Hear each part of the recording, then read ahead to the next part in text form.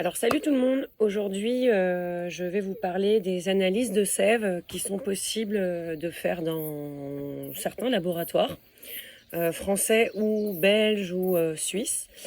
Alors une analyse de sève va permettre de voir si la plante va puiser et acheminer correctement les nutriments qu'elle est censée puiser dans le sol. Donc techniquement par exemple ici on a une feuille de la rangée contrôle. C'est les vieilles feuilles. Et donc, comme vous pouvez voir, elles sont un petit peu chlorosées, elles sont un peu vert clair. Et donc ça, on suppose, c'est une hypothèse, que lorsqu'on aura une analyse de sève, on aura plutôt un végétal qui aura du mal à acheminer donc à travers sa sève la solution ionique, c'est-à-dire la solution qui va transporter les ions, les cations, et l'ensemble des nutriments dont la plante a besoin pour permettre de faire son fruit.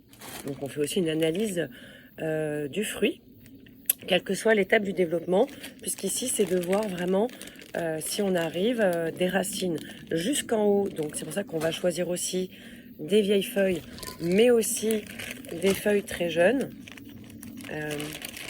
comme celle-là. Donc pour voir comment cela est conduit à travers le réseau du végétal. C'est un indicateur qui est assez important pour la simple et bonne raison, c'est qu'on peut le coupler avec l'indicateur SLA et LDMC comme je vous expliquais dans une autre vidéo. C'est-à-dire c'est un indicateur qui va donner au final, l'indicateur SLA il est assez simple. Pareil, vous prenez un certain nombre de feuilles pour que ça soit un échantillon représentatif. Vous allez directement peser le poids frais de la feuille, puis après vous allez sécher chaque feuille que vous aurez prélevée pour chaque condition, chaque modalité, dans un herbier. Et une fois que c'est sec, vous reprenez le poids.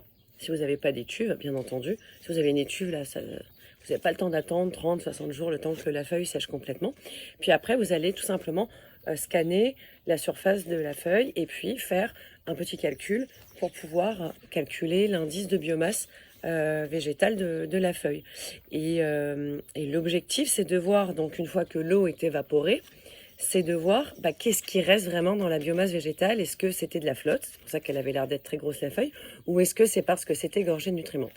Donc voilà, donc ça c'est le SLA et l'MDSC.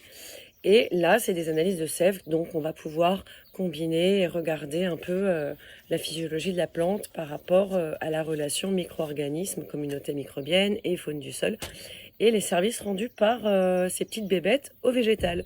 Sur ce, je vous laisse, j'ai pas mal de trucs. Ah oui, prélever toujours avant 8 heures du matin, pas après, puisqu'après le végétal se comporte différemment.